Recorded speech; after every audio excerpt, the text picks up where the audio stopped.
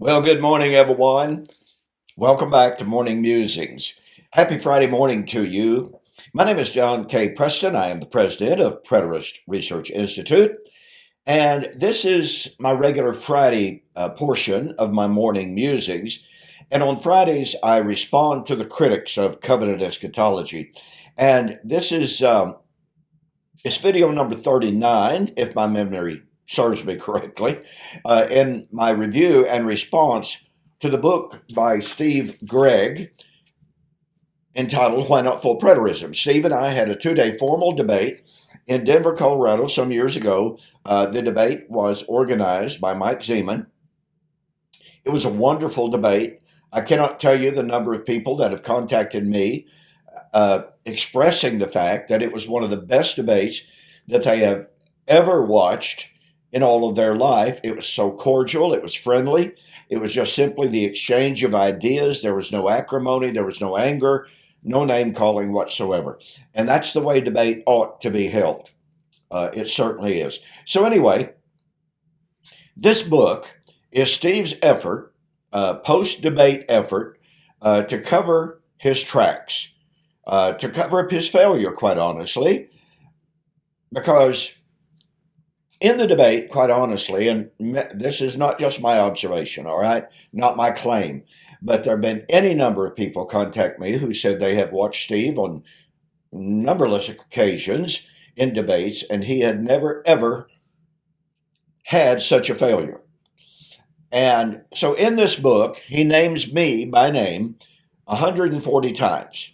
So the book is obviously aimed at me, and secondarily, as it were, the entire preterist movement. So we've been examining some of Steve's key arguments. And we now come, and we're closing this down, by the way. Steve spends a great deal of time at the close of the book discussing the Olivet Discourse. I'm only going to hit that very, very, very quickly since I'm finally winding up my own personal study of the Olivet Discourse. And in my study, I have been answering an awful lot of Steve Gregg's claims about the Olivet Discourse. So again, I'm not going to spend a lot of time on that. I hit a few highlights and that's it. But I want to focus today, pardon me, on Steve's focus of the end of the millennium. The millennium itself and the end of the millennium. Now, Steve argues that the concept that the millennium ended in AD 70 is really quite ludicrous. And he gives some reasons why he thinks that it is absolutely untenable. And so let me share with you a little bit of what he says on page 276. There can be only two sensible reasons for John to speak of the binding of Satan lasting for 1,000 years. Number one, it is a literal time period, or two, it represents an incredibly long period. A third option, that it represents less than one human lifetime, is not plausible.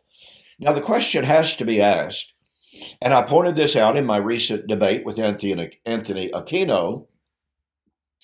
Since the book of Revelation is a highly symbolic book, using numbers symbolically, representatively, then why is it implausible to suggest that the term 1,000, a threefold, three is a perfect number in the Hebraic thought, a threefold multiplication of 10, a perfect number, why is it implausible to see that 1,000 represents the perfect period of time? In other words, why is it implausible to see 1,000 representative of a qualitative idea rather than a quantitative idea? Now, Aquino, just like Gregg, simply scoffed at the idea. And he asked, well, if God wanted to mean 1,000, could he have used 1,000? And as I responded in the debate, of course. That's not the point, ladies and gentlemen. The point of it is, even in the context of Revelation chapter 20, Was John speaking of, quote, a literal pit? A literal physical pit into which a spiritual being had been cast? Was he talking about a literal physical chain to bind a spiritual being? Now, look, Anthony Aquino has, since that debate, argued that, well, we don't know what the chain was made of, but it's made up of some kind of material. Well, yeah, like the Word of God. Is that a physical entity, a physical reality? No, it's not. It's really quite ludicrous. It's really quite insensible to argue that the pit is a spiritual reality, the chain is a spiritual reality, but the 1,000 has to refer to 1,000 literal years or more. Now, Steve goes ahead to say, page 277, that the millennium did not end in AD 70 is clear from other considerations. I don't think his points are clear at all. At the end of the 1,000 years, but before the resurrection and judgment, there lies a period of a little while in which two specific things happen. Satan is loosed and gathers the nations of the earth against the beloved city. Number two, the siege comes to nothing, and the city is saved by fire from heaven, destroying the invaders. Now, I'm not going to spend a whole lot of time on this. I'm going to spend my time demonstrating that the millennium did, in fact, end in AD 70, thus demonstrating that his 2 points here are moot and invalid. Okay, so in other words, if I prove that the millennium had to end in AD 70, and by the way, I categorically reject the idea that the millennium began in AD 70. There are a multitude of reasons why I reject that idea, and I'm working on a small book to respond to that concept, as well as deal with the issue of the millennium ending in AD 70. So these are Steve's points. So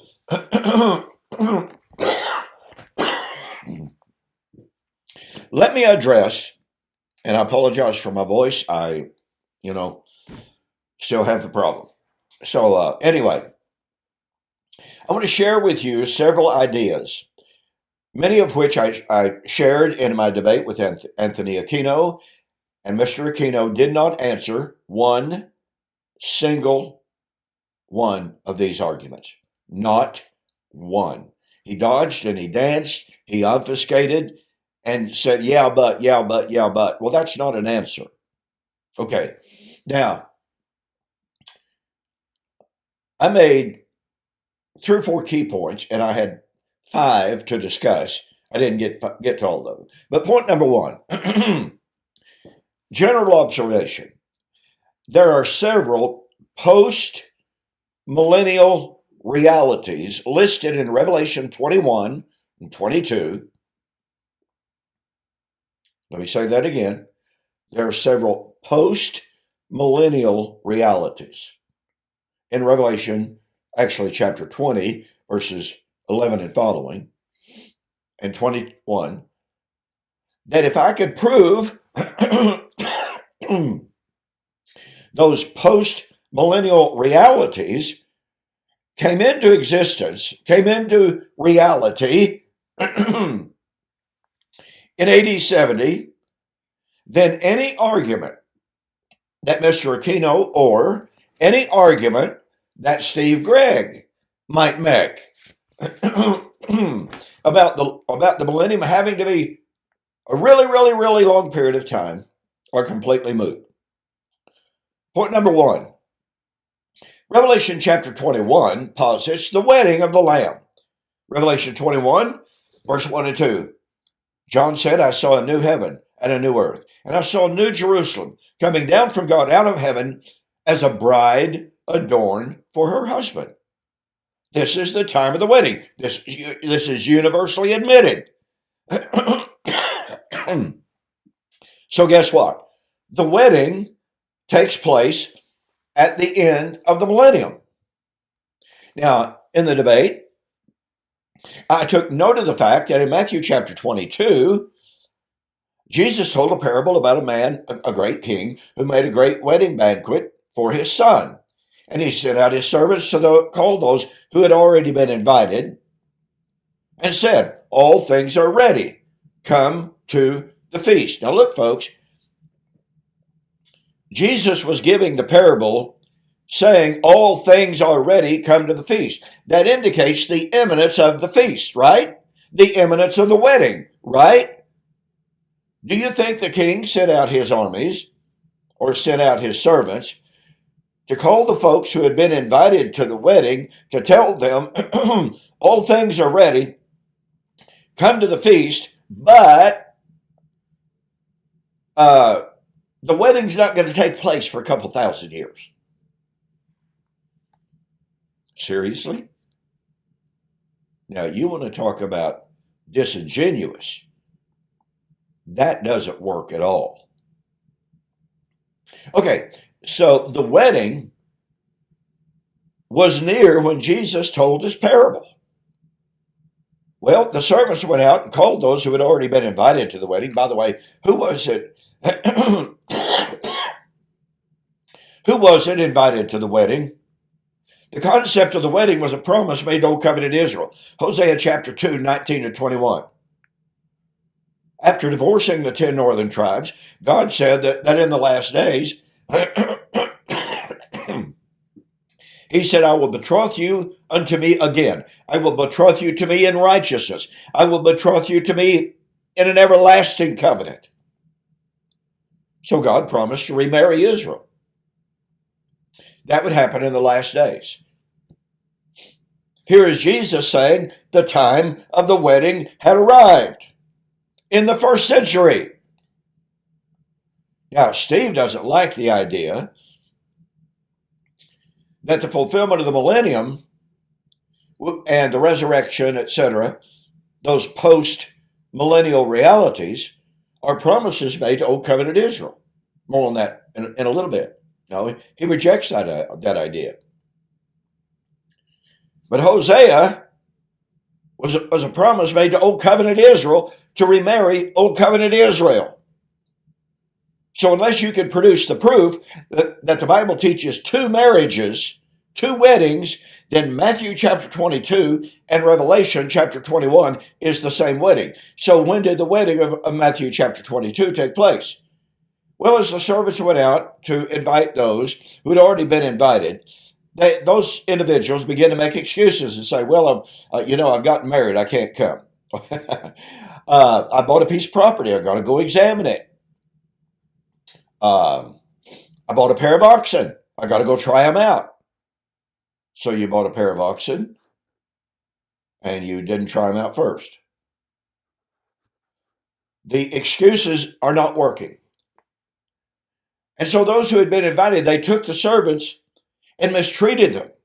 They killed them. And the king was angry, and he sent out his armies, and he destroyed the city of those men. Notice it's a city. And burnt their city with fire. I like what Donald Hagner has to say about that in the Word Biblical Commentary. It is impossible for the reader of Matthew chapter 22 to not realize and to not see that Jesus was talking about AD 70. Amen. Okay. What happened then? The master sent out servants and said, go out into the highways and the byways and bring those people in that my wedding banquet may be full. Now, in order to say the wedding didn't go ahead and take place at the time of the burning of the city,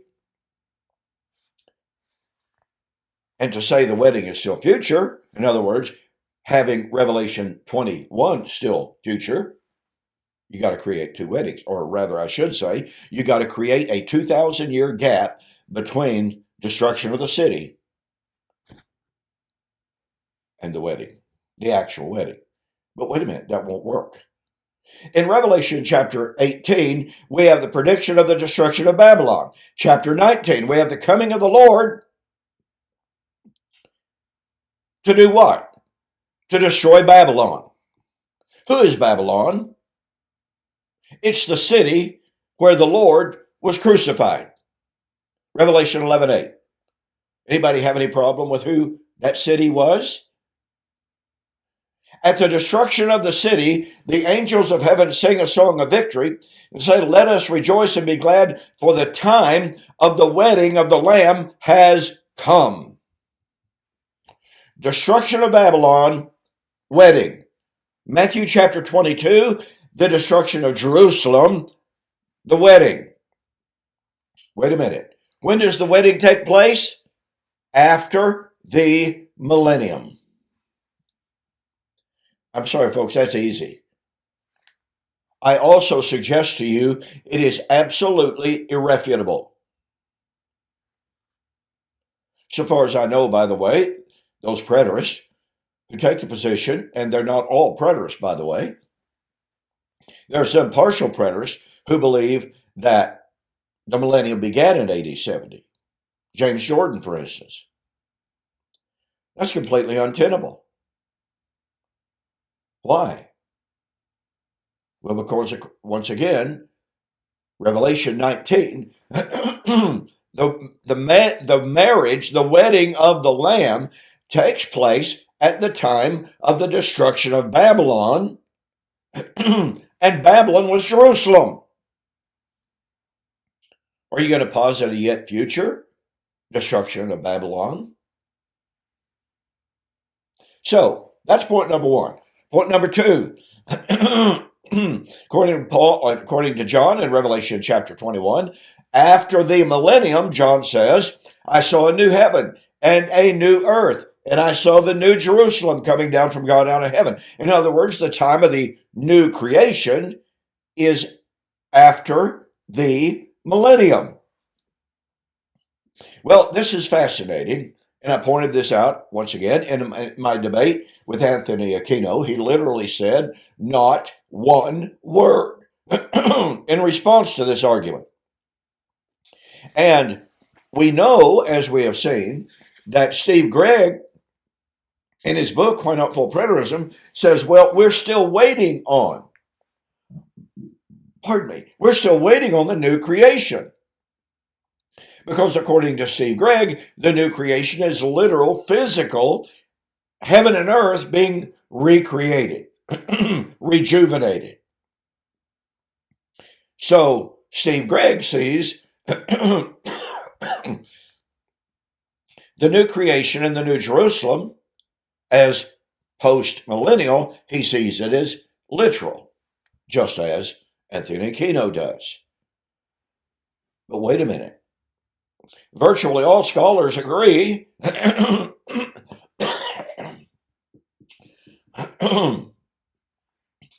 I want to point out that Steve castigates preterists for rejecting scholarship. Okay? I think it ironic, therefore, when Steve Gregg, who castigates Christians, preterists, for rejecting, quote, the consensus of scholars, rejects the idea of the consensus of scholars that in Revelation chapter 21, John was drawing directly on Isaiah 65 and Isaiah 66. He says, well, he might have been, but he might not have been. We can't be real sure.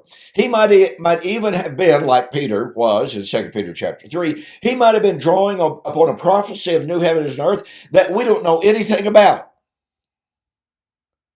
Now, since we know, without a doubt, that Isaiah 65 and Isaiah chapter 66 foretold the coming of the new heaven and the new earth and the new Jerusalem, since we know that Peter said his prophecy of the new heaven and new earth, and thus the new Jerusalem, was taken from the Old Covenant prophets, and since John tells us in Revelation chapter 21, verse 6, 22, verse 6, after describing the new heaven and new earth and the new Jerusalem, the angel says these sayings about what? What sayings? Oh, the description of the new heaven and new earth. These things are faithful and true, and the God of the prophets, what prophets? Well, the prophets who foretold the new heaven and new earth, the resurrection, the destruction of Jerusalem, the God of the prophets sent and signified that these things, once again, what's the antecedent of these things? New heaven, new earth, new Jerusalem, must shortly come to pass. Not 2,000 years later, ladies and gentlemen, but must shortly come to pass. In other words, the New Jerusalem, the new heaven, new earth, comes after the millennium. John draws on Isaiah 65:66. Well, here's the key thing about Isaiah 65 and 66. Both Isaiah 65 and Isaiah 66 posit the arrival of the new heaven and the new earth and the new Jerusalem. Where? At the end of time? No. But they do posit it at the coming of the Lord in in flaming fire, Isaiah 66 and verse 15, in judgment of Old Covenant Jerusalem. The Lord says in Isaiah chapter 66, a voice in the city, a voice in the temple. Surely I will repay my enemies. Isaiah 66, verse 4. The enemies who cast out the faithful from the temple. That's the context. In other words, the Lord's coming in flaming fire to destroy the temple and the city is the context for the coming of the new heaven and new earth and the new Jerusalem. Just as Isaiah chapter 65, the Lord said, when I called, you did not answer. Who's he talking about? Well, Paul in Romans chapter 10, 21 and 22, quotes Isaiah chapter 65, 1 and 2, verbatim to speak of Israel's rejection of the gospel in the first century and the calling of the Gentiles in the first century and his personal ministry to call the Gentiles. So Paul applies Isaiah 65 to the first century, to his ministry, and to Israel's rejection of the gospel. In Isaiah chapter 65, the Lord said, speaking of Old Covenant Israel, behold, my servants will eat, you shall be hungry. My servant shall drink, you shall be thirsty. My servant shall sing for joy of heart, you shall wail for sorrow of heart. For the Lord God will slay you and call my people by a new name. Now watch what he's promised in verse 17 to 19. For behold, I create a new heaven and a new earth. And the former what? The former heaven and earth shall not be remembered.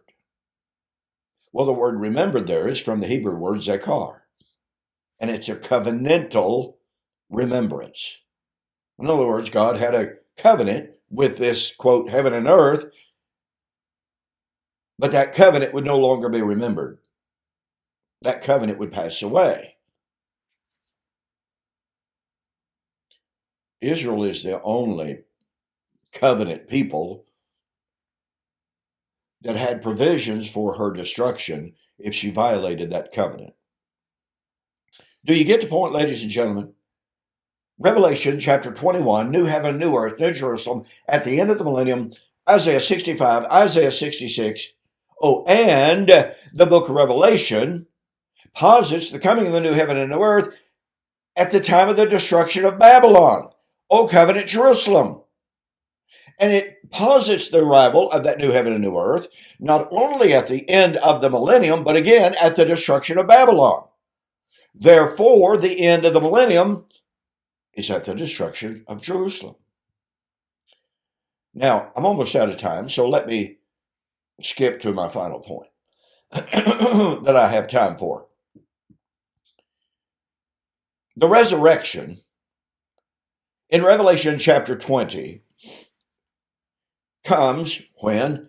After the millennium. And it comes as the final consummate fulfillment of Israel's feast days. And this is where Steve Gregg has a really strong objection in his thinking, at least. I think it's a very weak objection. But he says, Don Preston often refers to Israel's festal calendar as the context for the New Testament's teaching concerning the consummation of the ages. He sees AD 70 as fulfilling the last of the feasts of the Lord, so that nothing of significance is left to happen beyond that date. Well, that last part is a really massive misinterpretation and misrepresentation of what I believe. And he says, the Bible only recognizes Israel as significant from 1400 BC to AD 30. This is a really small slice of history, representing only a quarter of the 6,000 years since Adam. Important promises, judgments, and vindications of the righteous and other history occurred in the 2,500 years prior to Israel's covenant status, as well as the 2,000 years since the addition of Israel. Let me flip over to page 348. Don says everything has to fit into Israel's festal calendar, but maybe only everything to do with Israel has to fit into that calendar. The festivals in the calendar, after all, were part of Torah. Thank you, Steve. The passing of Torah might be the end of Israel's significant history, as foreshadowed in holy festivals, without the slightest hint of its being the end of God's significant dealings with the world and humanity. Ladies and gentlemen, I could have gone right there at the beginning of my review of Steve's book and camped out there, because to refute Steve Gregg's point that the feast days could refer only to Israel's history without having anything whatsoever to Christian history, to refute that refutes every single thing Steve Gregg says in his book. Paul said, and Paul was very emphatic, that he preached nothing but the hope of Israel found in the law and the prophets. He said, Acts chapter 24, as he stood on trial for his hope of the resurrection. And it was the Pharisees who had him on trial, who wanted him dead for his hope of the resurrection. Only 14 days previously, they thought he was a great guy because he said, I believe in the resurrection. But now they want him dead because of his doctrine of the resurrection. Why? Paul said, this I say, that according to the way which they, the Pharisees, call a sect, so worship I the God of my fathers, believing all things that are written in the law and the prophets, that there is about to be the resurrection of the just and of the unjust. Where in the law and the prophets do we find the prediction of the resurrection of the just and the unjust? Oh, this is amazing. The only place that we find the specific reference to the righteous and unrighteous, the just and the unjust, being resurrected is Daniel chapter 12, verse 2. Now, you want to know something incredibly ironic? Steve Gregg says Daniel chapter 12, verse 2 applied to a spiritual resurrection of Israel in AD 70. So Paul said, I believe in all things written in the law and the prophets that there's about to be the resurrection of the just and the unjust. The only place in the Old Testament, in the Tanakh, that predicted the resurrection of the just and the unjust is Daniel chapter 12, verse 2. And Steve Gregg says Daniel chapter 12, verse 2 referred to AD 70. Now, in my debate with Steve argued, well, Preston is misunderstanding. Paul's not saying that his doctrine of the resurrection was from the Old Testament. Paul said two things. He said, I believe all things that are written in the law and the prophets, And in addition to believing the Old Testament, I also believe there's going to be a resurrection of the just and the unjust. And that doctrine is not in the law and the prophets. Ladies and gentlemen, that may very well be the very first time in history that anyone has argued like that. Now, did Steve try to justify that grammatically, linguistically? No, he did not. You know why? He can't. But you see, that's not the only place where Paul affirmed that resurrection was from the Old Testament. Paul said his hope of the resurrection was found in Isaiah 25, verse 8, Hosea chapter 13 and verse 14, and scholars are widely agreed that he was drawing on Daniel chapter 12, verse 2, as well as Ezekiel chapter 37. Okay, that's in 1 Corinthians 15, where Paul was looking forward to the resurrection, which Steve Gregg says is at the end of time. Yet here's Paul saying that his hope of the resurrection was found in the Old Testament. Somebody's wrong here, ladies and gentlemen, and it's Steve Gregg. In Acts chapter 26, 6 and following, Paul said his hope was the same hope of the 12 tribes. The hope of the resurrection was the hope of Israel, of the 12 tribes. Where did the 12 tribes get their hope of the resurrection? Ladies and gentlemen, well, I can tell you this. It wasn't 1 Corinthians 15 or 1 Thessalonians 4 or 2 Corinthians chapter 5. And it wasn't Revelation 20. All of which Steve says, oh, say that's the church, that's the Christian hope. Paul said it was the hope of the 12 tribes. When Paul was in Rome, visiting with the elders of Israel there, he said, brethren, for the hope of the promise of Israel, am I in chains these days? What hope was he preaching? The resurrection. And so Steve is simply wrong to divorce the promise of the resurrection proclaimed by Paul, Peter, John in the book of Revelation. Steve Gregg is simply wrong to divorce that doctrine from the Old Testament, and finally, boy, I'm out of time, and to divorce it from the fulfillment of God's old covenant promises found in the feast days. My book is now finished. It is now available. It is entitled, as you can see, Resurrection Feast Fulfilled, a study of the connection between Israel's final feast day, i.e. Sukot, and the resurrection. Now, ladies and gentlemen, Sukot foretold, typified, foreshadowed the resurrection of the dead. I document that totally in this new book. So Israel's feast days and Israel's last feast days. Now, yes, I'm aware of Shemini Atzerat, obviously, and I discuss Shemini Atzerat in the book. Yes. So John's doctrine of the resurrection of John chapter 20, or Revelation chapter 20, Paul's doctrine of the resurrection in 1 Corinthians 15, Peter's doctrine of the resurrection, 1 Peter chapter 1, is taken from the Old Testament and found in, foreshadowed in Israel's feast days. Steve argues, well, Israel's feast days were related to their history, not church history. No, 1,000 times no. I don't know if you caught that irony or not. Anyway,